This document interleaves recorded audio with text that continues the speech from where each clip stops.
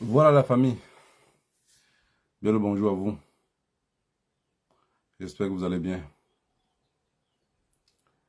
J'espère que tous ceux qui ont fait le déplacement hier pour Paris sont bien rentrés chez eux. Pour ceux qui sont encore sur le terrain, soyez prudents. Que le Dieu des ancêtres vous accompagne dans vos domiciles respectifs. Comme ils vous ont tenu la main jusqu'à arriver à Paris. Voilà. Je voulais qu'on en parle un peu par rapport à ce que on ne peut pas rentrer d'un événement comme ça et on reste aussi la bouche bée. C'est-à-dire qu'on est venu là comme des spectateurs. On rentre sans rien obtenir, sans rien compris. Et, en espérant que la chose va toujours mieux continuer comme ça. Vous savez, on a en face un gros scrupule de personnes que si vous entrez dans leur système nerveux, c'est leur chose. Donc si vous entrez dans le système nerveux des Camerounais, ceux qui tiennent l'appareil de l'État, le cartel comme j'ai pour habitude de les appeler, vous allez vous rendre compte que la chose là, ça les appartient. La chose là, ça les appartient.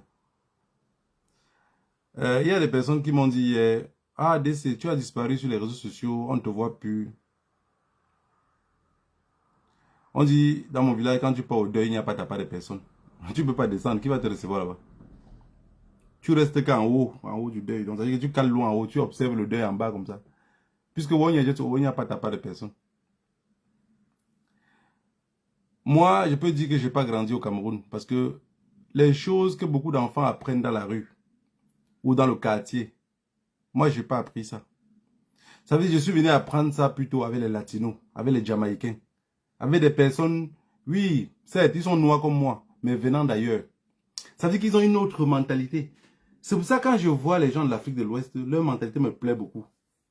Et c'est quelque chose que j'aime. C'est ce style de vie-là que j'aime, moi. Mais quand je vois la mentalité camerounaise, la question que je me pose, c'est que ces gens, c'est qui les a éduqués? Qui a éduqué les Camerounais? Qui était en charge de l'éducation des Camerounais? Bref, il ne faut pas que je vais très loin, sinon on va se perdre. Je voulais qu'on parle de la manifestation, du meeting du 31 mai qu'on était hier à Paris. Je sais que beaucoup de personnes regardaient, écoutaient ce que disait le professeur Maurice Kamto, mais n'ont rien compris. Et de deux, ce qui m'a encore marqué le plus là-bas, que j'étais très fier et que j'étais content de dire, malgré mes occupations, je n'ai pas raté ces manifestations-là. Parce que si j'avais raté ça, je devais être très fâché. J'ai vu des Camerounais que je connais depuis le début de la révolution, qui ne voulaient même pas comprendre parler de la lutte.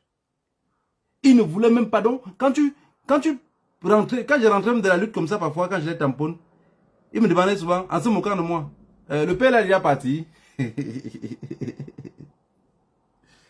Mais j'avais toujours le même mot. La colline qui monte. Saluez ceux que vous trouvez en passage.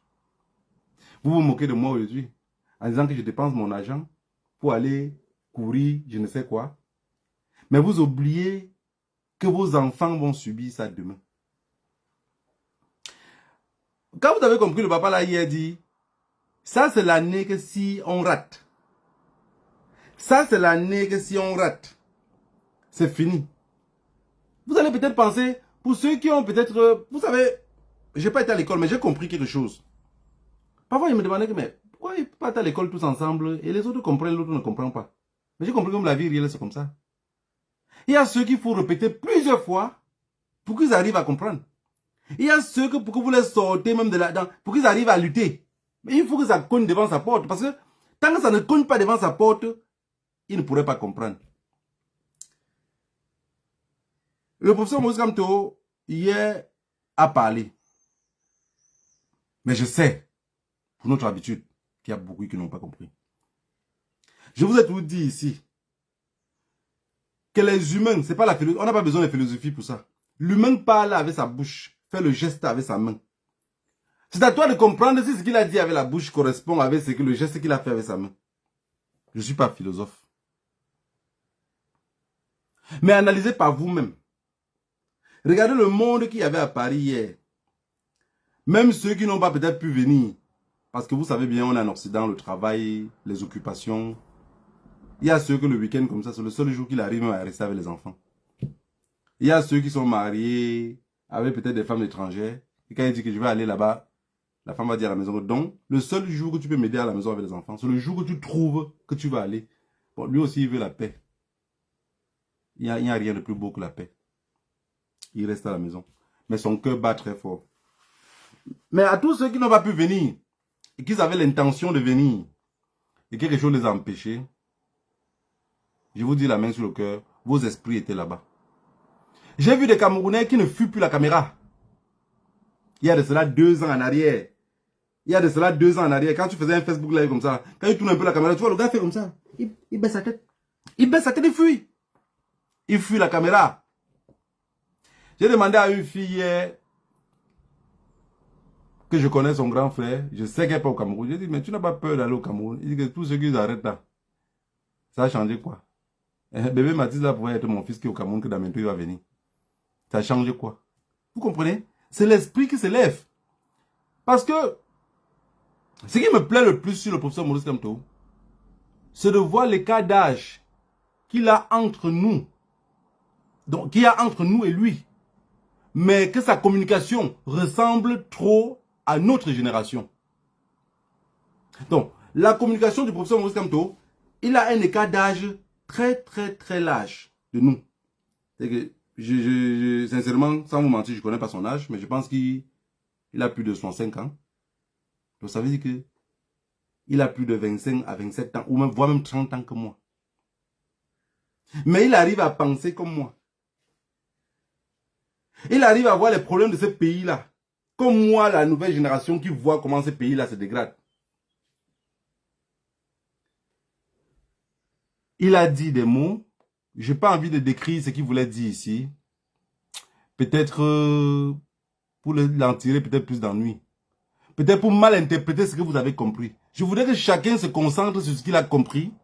Et que chacun comprend que le mot de la fin. Autre chose, il a répété 2 fois. Il a dit à l'ouverture, il a dit à la fin, pour que ça reste dans vos cerveaux. Regardez le peuple sénégalais. Regardez le peuple sénégalais. À ce que je sache, Macky Sall n'a pas partagé les bonbons au peuple sénégalais. Macky Sall ne les a pas donné des bonbons, ni des tickets pour le cinéma, ni des cartes de chèque repas. Macky Sall ne les a pas donnés. Donc il a répété au début, comme les vieux disaient, et ils ont fini à la fin. J'ai grandi avec un vieux que même ses propres enfants n'ont jamais compris ce que le vieux disait. Et aujourd'hui, quand je répète à mes tantes, ou à mes cousines, ou à mes propres frères, c'est un langage du grand-père. Il me dit, mais, et donc il voulait comme ça dire telle chose. Ou parfois une histoire qu'ils n'ont jamais appris. Parce que quand le grand-père commençait l'histoire était trop longue, ça prenait trop de temps et mes frères et mes cousines étaient impatients. Et ses propres sœurs, qui sont mes tantes, tout le monde était impatient d'écouter ce que le grand-père devait dire. Parce que les vieux ont toujours un sens de parler et ils te disent le contraire de la chose et ils te poussent à aller réfléchir par toi-même. Ton cerveau se trouve sur le crâne. C'est pas pour rien que Dieu l'a mis là, c'est pas en bas du pied, de peur que tu devais le piétiner. Il a fait hier. Quand je regardais le discours, je voyais les gestes de sa main. J'ai dit, le vieux, s'il se fatigue. J'ai bien peur que le vieux, s'il se fatigue. J'ai bien peur qu'il parle comme ça aux imbéciles qui n'auront rien compris. Mais je sais que parmi vous, il y avait des personnes très intelligentes. Il y avait des personnes très intelligentes. Que chacun fait sa part. Que personne ne laisse sa part à quelqu'un d'autre en ayant pour espoir qu'ils viendront nous libérer. Personne ne va venir nous libérer à notre place. De toutes les façons, si vous n'arrivez pas à comprendre ce qu'on dit, vous êtes dans votre maison. Laissez les bouteilles ou la saleté traîner. Allez vous balader.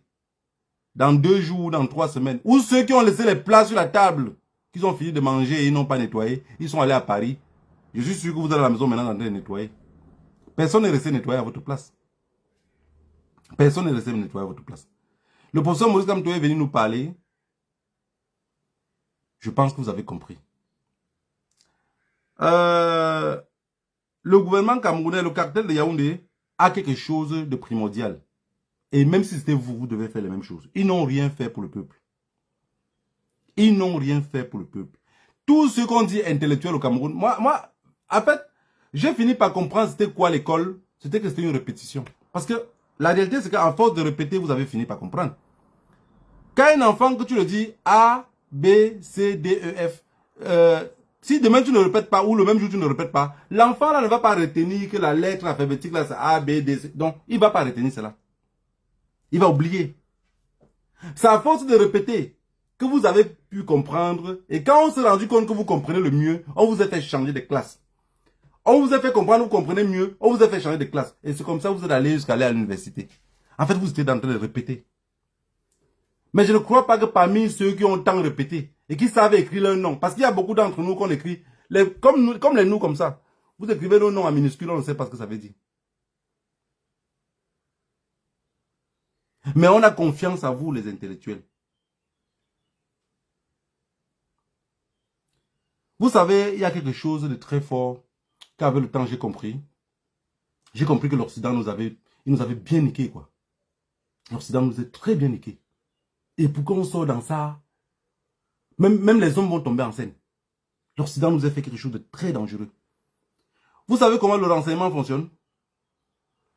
Ils ont fait le renseignement dans nos pays avec un système magistral. Dans lequel, pour qu'on se libère, donc il faut seulement que... Il faut au moins que 70% du peuple soit conscient. Parce que s'il n'y a que 10% ou 20% qu'on soit conscient, ça ne peut pas fonctionner. Regardez comment le peuple camerounais s'endort. Regardez un bébé qu'on a tué. La personne était même prête à se libérer. La personne, il était même prêt à s'échapper. Dans un pays normal, un pays où le cerveau de tout être humain est sur la tête. Ce monsieur-là, mais la justice ne devait même pas perdre 24 heures pour pouvoir l'enfermer. Mais qu'est-ce qu'ils ont fait? Ils ont failli le laisser s'échapper. Mais tout ça tourne à quoi? À l'éducation qu'on a reçue. Tout ça tourne à l'éducation. Que ça soit dans nos armées, 80% ne sont pas éduqués. Dans nos administrations, 80% ne sont pas éduqués. Je vous avais dit une fois, prenons un exemple simple. Avant de revenir au renseignement. Et quand je parle du renseignement, je sais qu'il y a beaucoup aussi toujours qui ne vont pas comprendre ce que je dis. Mais j'ai décidé depuis hier que je vais prendre maintenant la peine de vous dire, même si vous ne comprenez pas. Je viens seulement dire. Le renseignement a quelque chose d'important dans nos pays respectifs, c'est que ils ont voulu faire ça avec l'Occident. Entre eux et les Occidentaux, ça n'a pas fonctionné. L'Occident donnait les bourses. L'Occident donnait les bourses. Je vais comme ça vous parler de Pomba. Parce que bon, Mancha est aussi comme moi. Je me suis sûr que même si on écrit le nom de Mancha en minuscule, je pense qu'elle ne va pas lire. Pour éviter de lire, elle va dire comment tu écris comme un docteur comme ça? Pour qu'on puisse écrire ça en majuscule pour qu'elle puisse lire. Mais Pomba, l'Occident nous a vanté les diplômes de Pomba. L'Occident a vanté la Sorbonne. L'Occident a vanté comment fréquenter là-bas était avoir de l'or, était quelqu'un qui a prospéré dans la vie. Et vous voyez que notre prise d'histoire a menti. C'est un peu l'histoire que nous, quand on était petits, nos parents disaient que quand on voit quelqu'un qui a la calvétie, c'est qu'il a l'argent. Mais quand tu arrives à l'ouest, tu vois les papas au village vieux, pauvres là. La majorité ont encore double calvétie. Donc il y a un qui est derrière ici et l'autre qui n'est pas derrière. Et les calvéties les plus dangereux ne commencent pas par devant. Ça commence d'abord par ici, le milieu du crâne ici. Premier calvétie. Signe de pauvreté. J'ai dit à mon grand-père que le papa là qui part vous vendre des poules au marché, il rentre là. Celui qui a beaucoup d'argent, oh, il a tué d'un coup là. Comme il a décidé d'aller au café, il dit ferme ta bouche. Ah bon. Ferme ta bouche, c'est la pauvreté. Mais étant petit, on ne comprenait pas ça. On comprenait plus ce que disaient les mamans. Que non, que la calvétie, c'est un signe de richesse. Non, c'est la pauvreté. C'est trop de problèmes. Ici en Occident, vous allez voir beaucoup d'autres personnes, cela c'est ce qui les menace plus. Mais non, la calvétie en Afrique, c'est les problèmes. La Sorbonne, que la France a tant vanté, on s'est rendu qu'on avait le temps que tout était faux. Je vous explique. Une analyse simple. Hein. La France va dire que on donne les bourses scolaires. Parce que depuis l'époque de Paul Biya, on donnait les bourses scolaires. On donne les bourses scolaires aux étudiants camerounais pour venir, les plus brillants, pour venir continuer les études en France, pour rentrer travailler dans l'administration. Donc pour rentrer travailler au trafic de drogue qu'ils avaient mis sur place, qu'on appelle gouvernement. La France donne la bourse. Paul Biya quitte le Cameroun, il vient. Quand Paul Biya arrive à la Sorbonne, vu que la France a commencé à miser sur lui, et vous allez voir, les plus grands chefs de renseignement en Occident sont les professeurs. Retenez ça. Les professeurs d'université là, c'est les plus grands chefs de renseignement. Le renseignement est partout. Ça veut dire que même dans les écoles, ils renseignent. On va prendre Paul Biya. On va qu'il est docile. Paul Biya peut arriver peut-être en Occident. Il se retrouve peut-être avec, je peux prendre qui même avec Bellinga et Boutou. On dit, bon, ok, Paul Biya comprend mieux, il ne peut pas se rebeller. Bellinga et Boutou peut se rebeller. On commence à avancer les grades à Paul Biya. Paul Biya n'a pas reçu une classe, on le fait sauter la classe. Comme c'est un riche dans les pays africains, sa fille, les professeurs font passer sa fille d'une classe A à une classe B, alors que la fille n'a rien compris de la classe A. Je vous assure, j'ai vu des filles ici qui sont venues pour étudier en Europe ici. Pendant qu'on est en train de causer, je vois, il y a un message. Je vous dis quelque chose qui m'est arrivé, mais après j'ai voulu bien voir au clair dans cette affaire-là. La fille a une lettre. Je vois comment elle est en train de lire la lettre. Elle dit, vous voyez quand les enfants, par exemple ici, les enfants, quand ils sont encore en classe de première année, machin, ils commencent à apprendre à lire là. Je vois une fille qui me dit comment elle a un bac, quoi. Mais la manière qu'elle lit la lettre là, même moi qui n'ai pas allé à l'école, ça sonnait très mal dans ma tête. J'ai pris le papier, j'ai lu la lettre couramment. Après, tout ce qu'elle trouve à me dire, c'est que, mais tu m'as dit que tu n'as pas fréquenté, non?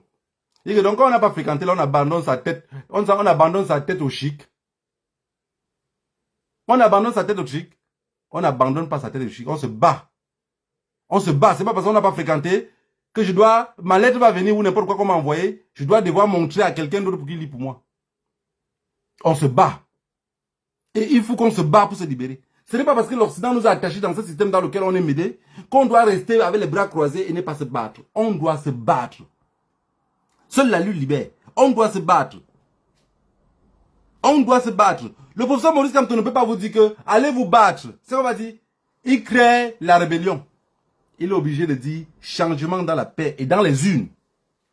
Mais est-ce que nous, qui connaissons la rue, que la rue nous ait donné tout ce qu'on reçoit aujourd'hui, qu'on a n'importe quoi, qu'on a de l'argent ou qu'on est pauvre, c'est grâce à la rue. Est-ce que son discours de changement dans la paix, là, on doit suivre ça? Est-ce qu'on doit suivre ce discours-là? Non. Moi, je pense que si on suit ce discours-là, alors, derrière l'office, on doit oublier les élections. C'est qu'on doit oublier les élections. Parce que l'Occident a mis un système sur pied, avec le renseignement, ils ont fabriqué des cancres, ils nous ont envoyés. Comme Pomba. Des vrais cancres. On dit que Pomba était à la Sorbonne. Il étudiait quoi à la Sorbonne? Puisque quand tu étudies, tu vas revenir nous apprendre aussi ce que tu as étudié à l'étranger. Quand on envoyait les lettres au papa au village, parfois tu vois une lettre qu'on a envoyée au papa, ça fait peut-être même 2 semaines. Il n'a jamais donné à la personne de lire. Il attend son fils Mba qui va venir de Yaoundé peut-être à la fin du mois. Il dit Mba, si Mba lit même que dans le mensonge, il croit en Mba parce qu'il sait qu'il a envoyé Mba à l'école. Tout le reste qui sont à côté là, personne ne sait lire. On a cru à Paul Biya. L'espoir, puisque c'est tout ce qui nous maintient en vie, il pouvait changer quelque chose. Vous êtes d'accord avec moi que même si on laisse le pays là à Paul Biya, même pour 25 ans de plus, 30 ans de plus, il ne peut rien faire. Parce qu'on avait menti sur Paul Biya depuis le début. Le fait de nous dire qu'il a fréquenté la Sorbonne, alors que c'était un vrai cancre. Et un cancre ne se roule que des cancres. Un cancre ne peut pas prendre quelqu'un qui réfléchit mieux que lui. Non, c'est pas possible. Parce que ça serait comme le vent qui va souffler, on va voir les fesses de la poule. Paul Biya ne peut pas accepter qu'on prenne quelqu'un qui est proche. Regardez par exemple, le clan Boulouké là, leur seule lutte pour que quelqu'un d'autre n'arrive pas au pouvoir, c'est que, imaginez-vous qu'ils s'entendent comme un pays frère. On dit, ok, on est un même peuple. Ça nous est dépassé. Bon, dans le cartel, ça n'existe pas. Hein. Ça, c'est mon imagination, moi-même bête, qui sait que dans un cartel, ils ne vont jamais accepter.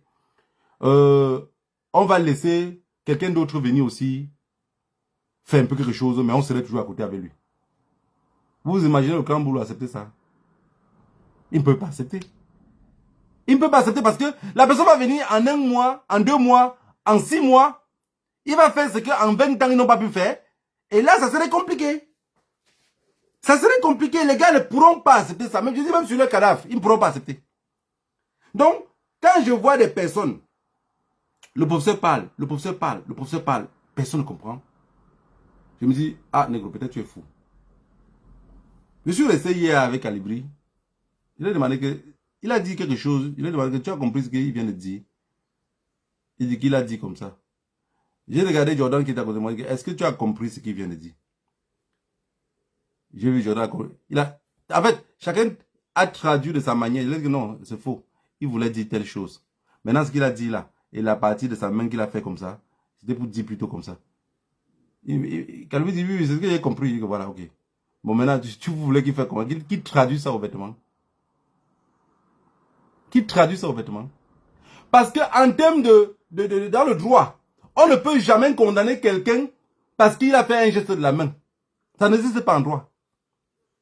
C'est ce qu'il a dit qui compte. Les gestes de la main qu'il a dit, ça, on ne peut pas le condamner avec. On ne peut pas le condamner.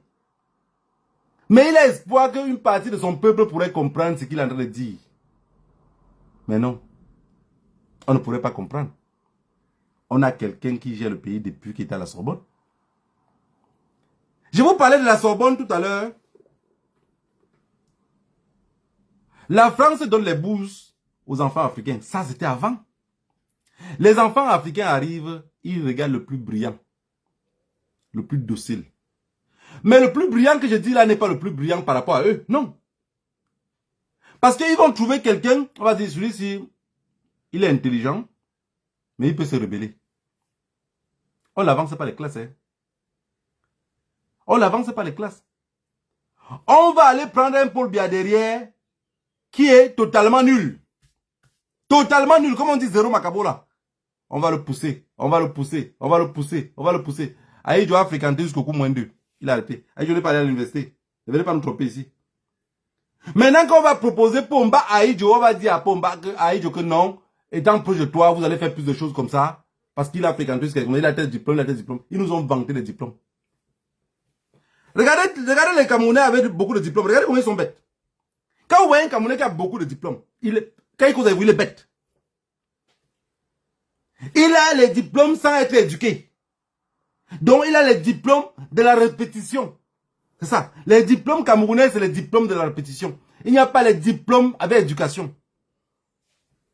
Parce que ça sert à quoi un être humain qui a les diplômes, mais qui n'est pas éduqué? Un diplôme sans éducation n'est qu'un mendiant. N'oubliez jamais. Quelqu'un qui a des diplômes et qui n'est pas éduqué n'est qu'un mendiant. Quand vous regardez Onangini, Mathias Onangini là, oui, il ressemble quoi? Si vous le parlez, il va vous dire. Première chose, pour se bloquer, il va dire sur quel droit? Sur quel droit? Onangini, c'est un parfait mendiant. Mais diplômé. Est-ce que vous comprenez ce que je veux dire? Parce que le diplôme, c'est la répétition. On a tellement répété qu'ils sont finis par... Parce que, regardez, on donne les examens dans une école au Cameroun en vertu de quoi? L'enfant qui répète le mieux, récite le mieux, on dit applaudissez pour lui. Applaudissez pour lui. 90% des Camerounais qui ont les diplômes dans la poche, vu qu'ils ne sont pas éduqués, ce sont des mendiants. Ce sont des mendiants. Ça sert à quoi un humain avec un diplôme dans la poche et l'éducation, tu n'en as pas? Qu'est-ce qui accompagne cela? J'ai pas de diplôme. J'ai été éduqué. Bon, à la limite, alors je pense que c'est l'éducation qui compte. Les Burkinabés n'ont pas autant de diplômes comme les Camerounais. Ils ont été éduqués. Les Maliens n'ont pas de diplôme. Ont été éduqués. Parce qu'un homme qui n'a pas de diplôme et qui a été éduqué comprend mieux que celui qui sait lire et écrire. Il y a la peur d'échouer qui compte. Vous savez, j'ai toujours pour habitude ici de dire, je ne suis pas la honte de ma génération. Même à mes enfants, je les dis tous les jours, je ne suis pas la honte de ma génération. Et je voudrais que personne d'entre vous soit la honte de sa génération. Même s'ils sont petits, je sais qu'ils comprennent. Parce qu'ils arrivent à répéter. Je ne suis pas la honte de ma génération. Ce n'est pas parce que je ne sais pas lire ni écrire que je dois rester là, me figer et pleurer tous les jours pour attendre qui en retour. Je dois me battre. Je dois me battre. Je reste avec beaucoup de personnes parfois dans les autres trucs que je travaille. Il y a beaucoup d'étrangers qui arrivent. Tous les jours, ils me répètent les mêmes choses. Négro, tu passes le temps à nous embrouiller. Quand on veut parler d'un truc maintenant qui parle, il y en a les diplômes, tu dis que tu ne maîtrises pas aucun diplôme camerounais. Mais la personne arrive, tu parles anglais avec lui. L'autre arrive, tu parles espagnol. L'autre arrive, tu parles français avec lui. J'ai dit, mon frère, c'est pas parce que j'ai tout perdu que je dois abandonner ma tête de pouf. Le professeur Maurice, comme toi, a parlé hier. J'espère que vous avez compris et que chacun arrive à analyser de son côté. Si on rate l'année-ci, on serait perdu. Parce que je vais vous dire quelque chose. Même un militaire camerounais qui décide de prendre le pouvoir au Cameroun, il sera entouré de soldats diplômés sans éducation. Vous savez ça, c'est à force de voir, comment le Cameroun va, que j'arrive à comprendre. Vous savez le bébé Mathis là qu'on a tué, j'ai compris que les Camerounais ne sont pas éduqués. J'avais déjà compris ça, mais j'avais peur que ma preuve d'histoire me trompe. Mais finalement, tout est bouclé. Parce qu'un peuple éduqué, avec le bébé là,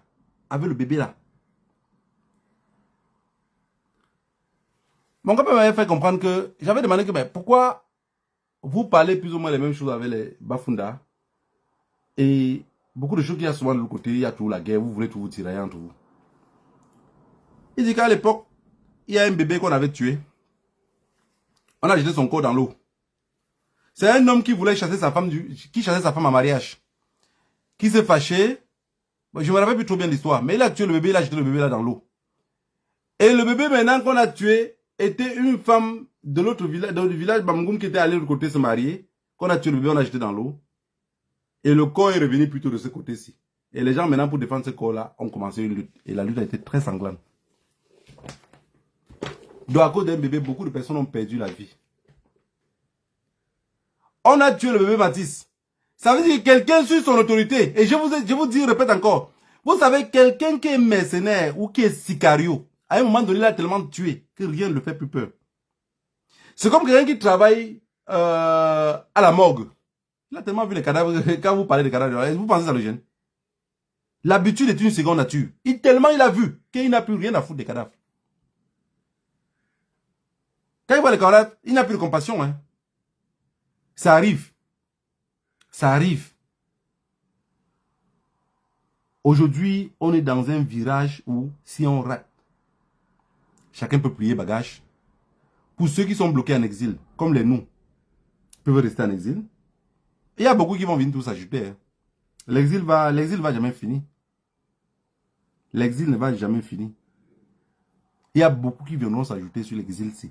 Il y a certains au Cameroun que pendant que je parle maintenant là, ils se moquent de moi. Mais quand le nouveau pouvoir va se rajeunir, ton camp va perdre. Tu vas te retrouver en exil ici. On risquerait d'être dans le même pays. Voilà la famille. Le problème du renseignement nous a enfoncés. Et on ne pourrait pas sortir facilement là-dedans. Paul Biya était un cancre fabriqué par la France. Et nous avait envoyé. Pour qu'on endort l'esprit, il nous a parlé de la Sorbonne. Mon grand-père au village ne connaît pas où il y a la Sorbonne. Beaucoup ont cru à Paul Biya en disant que s'il a fréquenté chez les Blancs jusqu'à avoir le plus grand diplôme, prestige. Parce que dit Sorbonne, c'est pas donné à n'importe qui. Les réseaux sociaux sont venus nous montrer que la Sorbonne là, allez seulement voir comment tous les professeurs d'université de la Sorbonne là, comment ils interviennent pour le problème de la Russie. Vous allez comprendre à quel point ils sont bêtes. Comprendre à quel point ils sont bêtes. Sans analyse. Ils ont pris un homme. Ils l'ont rempli de diplômes. Ils ne l'ont pas éduqué.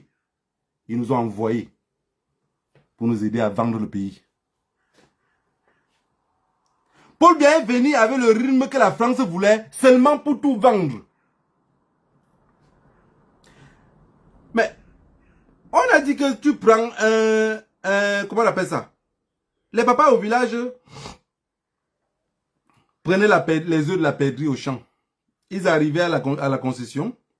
Je sais que pour ceux qui ont grandi au village, connaissent l'histoire que je raconte là. Les papas, quand ils travaillaient à la plantation, ils trouvaient les œufs de la perdrix, ils prenaient les œufs de la perdrix. Ils prenaient les œufs de la perdrix et ils mélangeaient ça. Et ils mettaient en bas de la poule. Donc pendant que la poule chauffe ses œufs, parfois on a diminué les œufs de la poule, on a consommé à la concession. Et la perdrix fait chauffer les œufs. Et les œufs de la perdrix éclorent et ça donne des petits... Des petits perdrix, je ne sais pas comment on dit. Ou c'est des pègres ou c'est des petits perdrix. Anyway. Des petits poussins comme ça.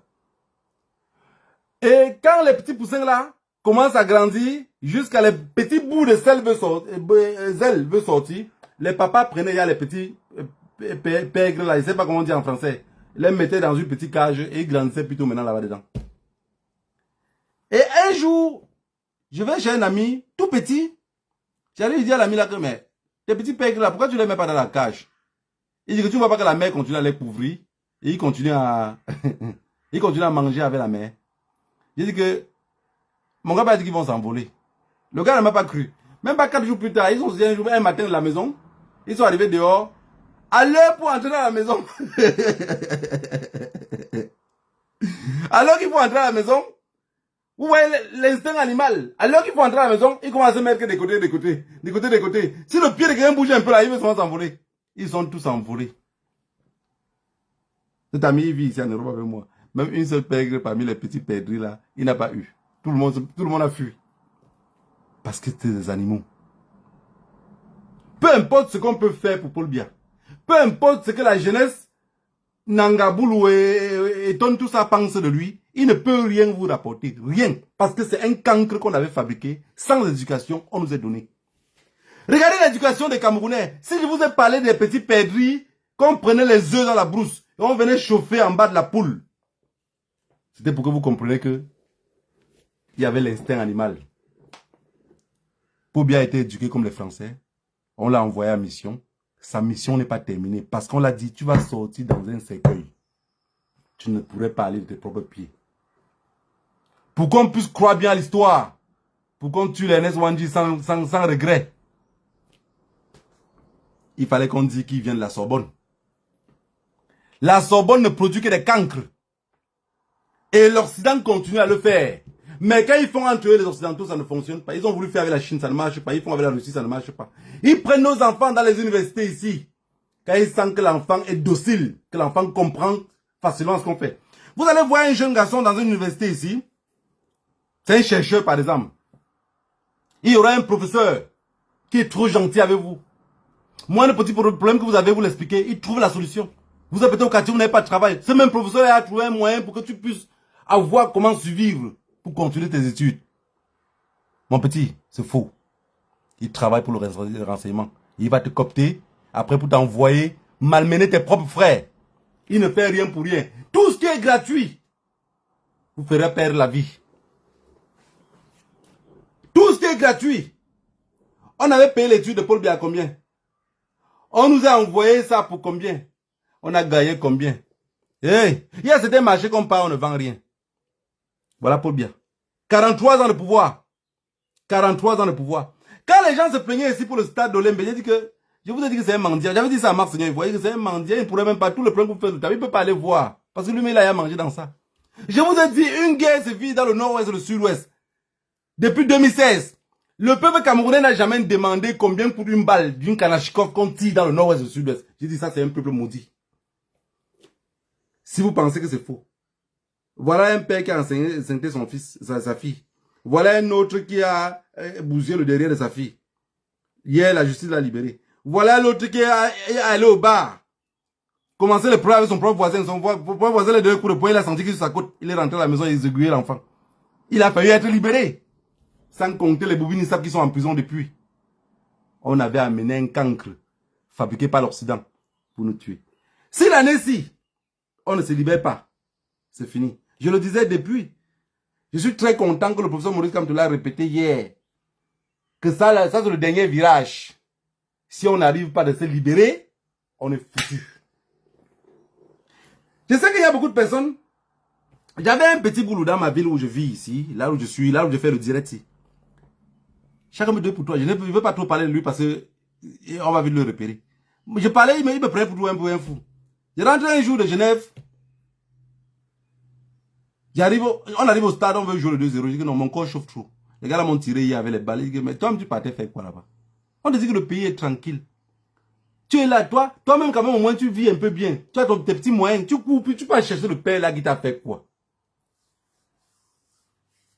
Un petit colonel a confisqué leur terrain.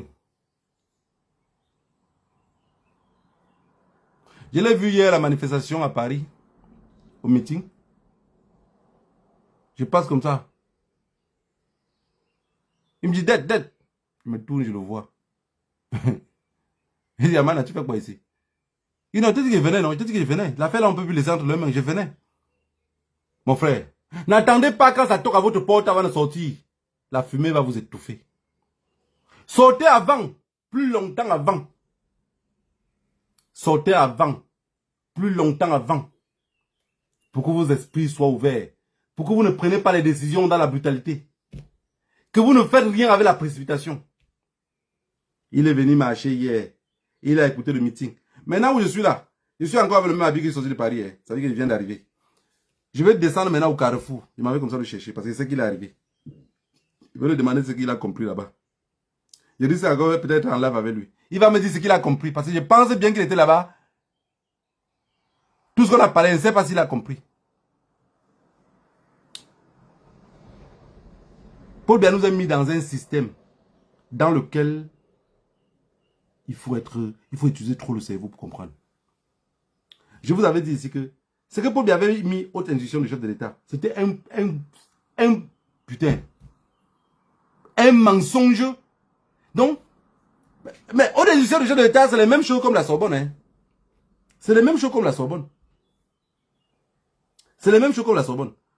Voilà la famille. Que le Dieu des ancêtres vous garde tous. J'avais décidé de m'occuper de moi-même. Ne plus perdre trop mon temps. Parce que je me disais qu'en venant ici parler sur les réseaux sociaux, c'était un peu de temps.